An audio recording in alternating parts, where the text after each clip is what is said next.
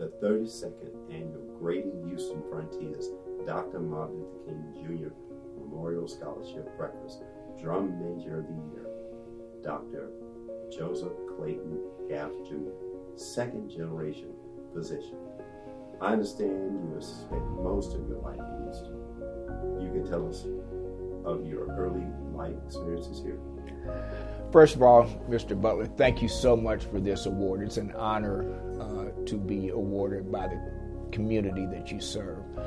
I've been in Houston since 1960. I was born in St. Louis. My dad was the first African American to enter St. Louis University Medical School and to graduate from there. And he came down here to Houston to open up practice. When he came down here in 1960, African Americans could not practice at most hospitals. And so he had to go to court to get an injunction to start practice at St. Joseph's Hospital. So I say that to say I began my life here as an activist. My dad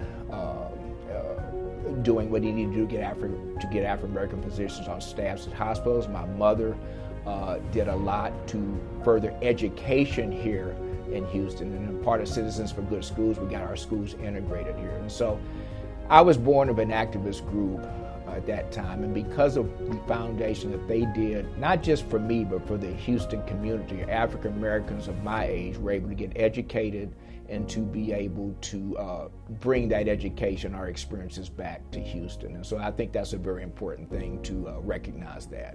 How did you become a specialist in infectious disease? Especially, how did you decide to become an HIV care specialist?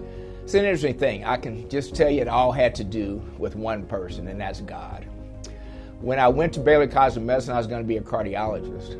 And I did a rotation at Ben Taub Hospital in infectious diseases, and I enjoyed it. It was fun. And I said, I want to do this for a living. And it was before the HIV epidemic even began. And I was told that I really should never do that. I would never get a job. Nobody needs an infectious disease doctor. And it's really a waste of time for me to train in this particular field. But I said, you know what? It may be a waste of time, but somebody's telling me to do it, and I enjoy it, so I'm going to do it anyway. As I began my training, it was when the HIV epidemic was first beginning to be recognized in Houston in the United States in the 80s. And because I was doing infectious diseases, nobody else was really equipped or wanted to deal with this new population of people with these unusual presentations. So as I trained in the medical center, I ended up getting all of these patients in my clinic and began to grow with the epidemic as I trained and saw these patients early on in the 80s in Houston.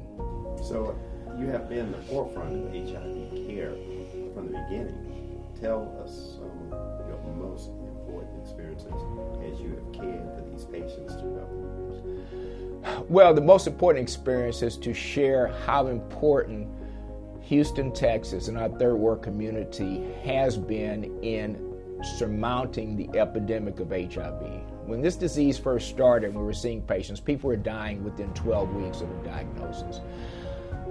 Myself, as well as colleagues here in Houston, in the third world community, made a HIV care center called the Special Diseases Unit at Park Plaza Hospital, saying we needed to do something about this.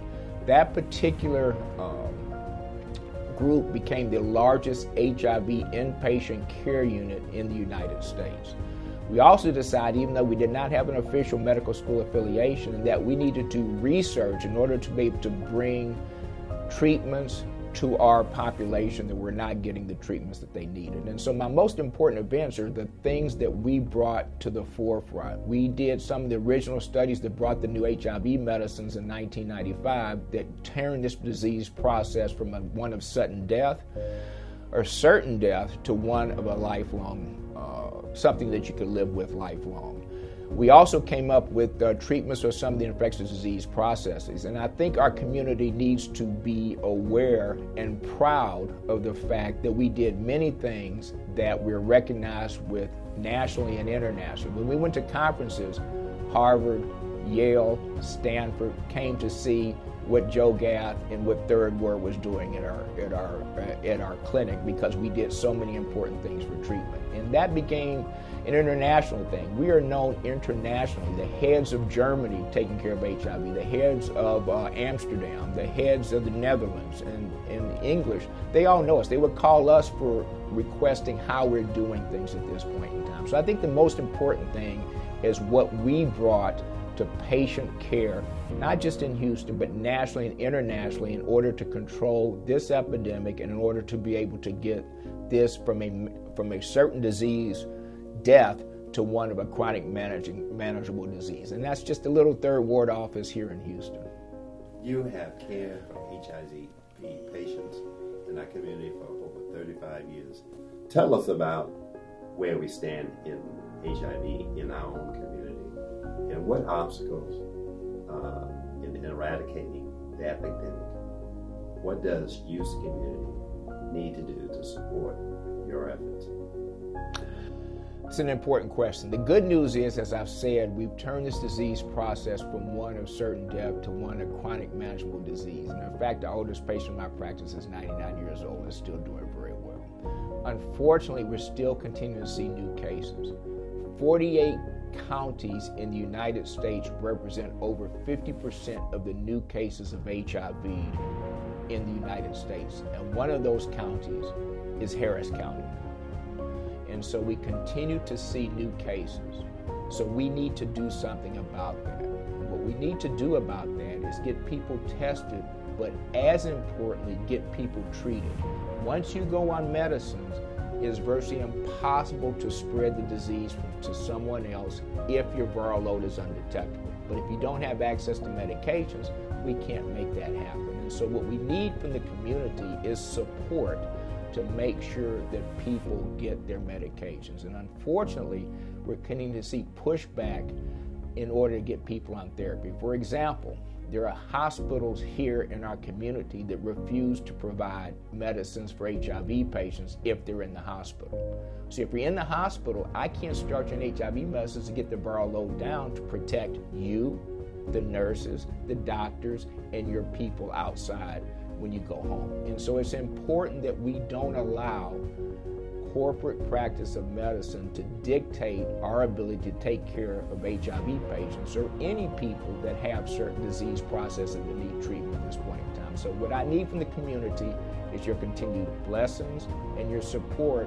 And when I call you to action to say we need to do something in our community to make sure access to care is done, then I get the support from the community that we need to say we're going to continue to do what my dad did, which is to make sure that we're able to get into hospitals and take care of our patients the way we need to. And so listen for that call, because you'll be hearing from